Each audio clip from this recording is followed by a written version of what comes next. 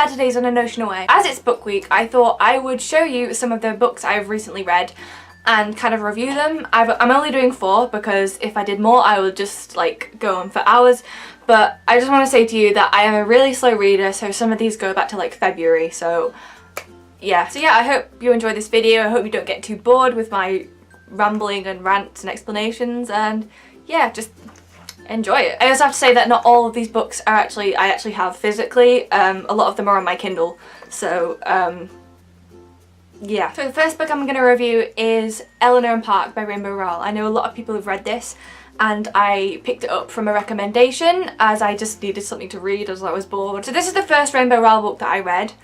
And straight away, like on the first page, I love the way she writes. She just does it in such a relatable way to teenagers, and it's done with great language, and she can just relate to her audience a lot.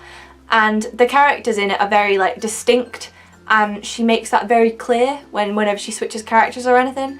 Yeah, I like that about it. You know, it's your generic thing of dorky girl meets dorky boy and things ensue, but like it's kind of, it's just done really well. Like, I normally hate romances. I cannot stand romance books or romance films, but this one is kind of like, I just love the way it's done and the way it's portrayed. So Eleanor comes from like a really poor background with an abusive stepdad and kind of a torn family, and Park comes from like a kind of wealthy family, and he's kind of popular at school but he's still kind of dorky and he doesn't really get on with his parents, and it's how they kind of, you know, they kind of meet over, you know, the things they didn't expect to meet over. And it's just, I mean, I haven't read it for a while, but like it's just very well done and illustrated and portrayed, and it's just really emotional actually. And it's not just the fact that they meet over the fact that they're reading comic books together on the bus. That's not the reason why. And also the fact that they both listen to Joy Division and the Smiths, and there's so many references in there that yes, references, good. But I cried at the end and I couldn't like stop crying for days, and I read it again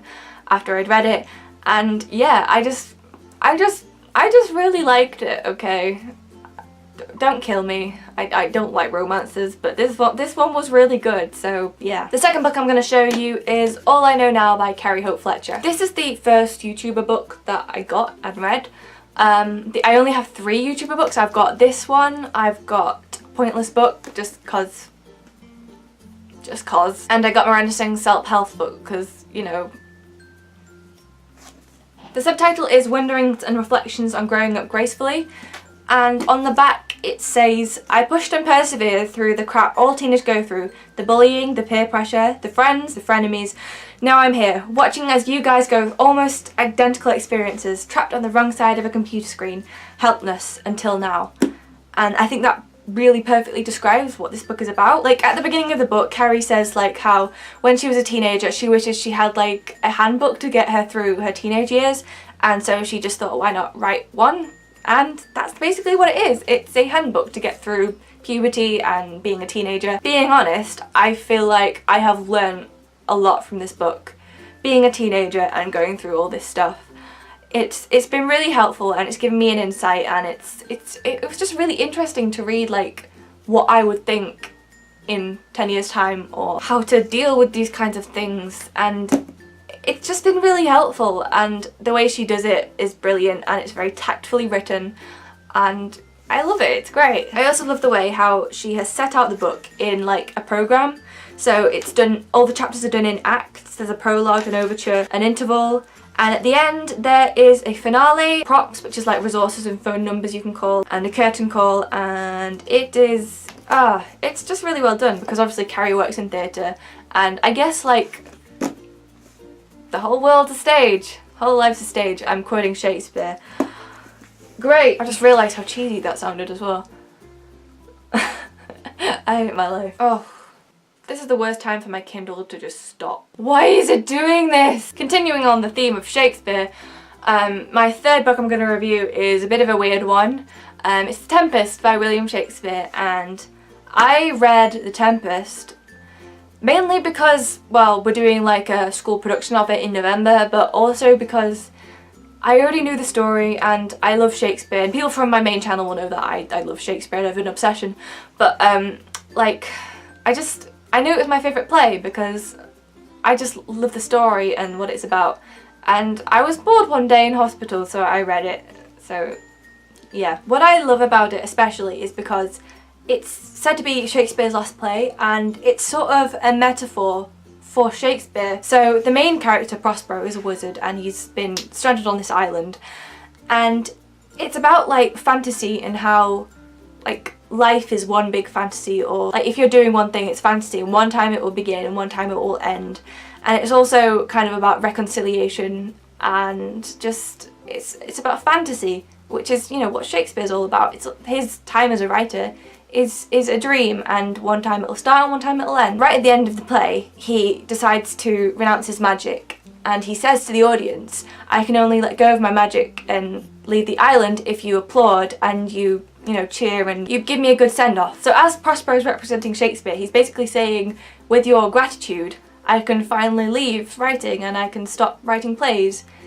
And it's really nice, and it's just a lovely metaphor, I think. I don't know if I should say that I recommend this to you, because a lot of you will be bored of what I've been going on about and be bored of Shakespeare, but it's a good play. It's a good play, okay? Just read it and get obsessed like me. Okay, so I have to wait for my Kindle software to update before I can move on, which is really annoying because it's taking like ages and I'm wasting my video time.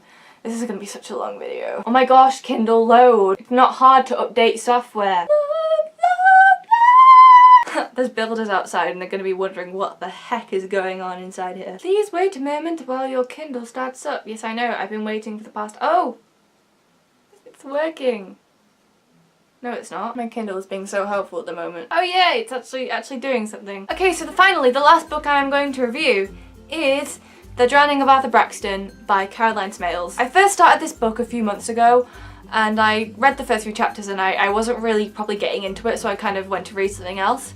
And then recently my favourite YouTuber, Luke Is Not Sexy, announced that he is going to be making a film out of this book, so obviously I went and tried to read it again. And once I read the entire book, I have to say that this is the, if not one of the, best books I have ever read. It takes themes such as suicide and bullying and depression and abuse, and it kind of turns it into how one person or one thing can make your life worth living, and how you can feel you belong in a certain place. And above all else, it's about love, and it's just so beautifully written. It's just so beautifully written and so beautifully set out, and there's bits of it that are just done in odd little chapters, and then there's bits that are done in script, and the way that everything is done is just so beautiful and lovely, and so good. I think Luke could make it into an amazing film, and it's just so good. Read it. I can't really tell you too much about the actual story without giving stuff away, so I'm just gonna leave you with that and just read it to find out what happens and what the plot is, and yeah, read it, okay? Read it. Great. Okay, so I hope that wasn't too boring and long, but they were my recent reads, and I recommend all of them, surprisingly. I thought there would be some that I didn't like, but actually I kind of enjoy the books I've been reading. Obviously they're not all of them. I just picked 4 because this video would be too long if I picked like 6, so yeah, there were some of the books I read, and yeah, I hope you enjoyed the video, and I will hopefully see you next Saturday for another video. I don't know how to end a video now. This has got really awkward. Okay, bye. Bye.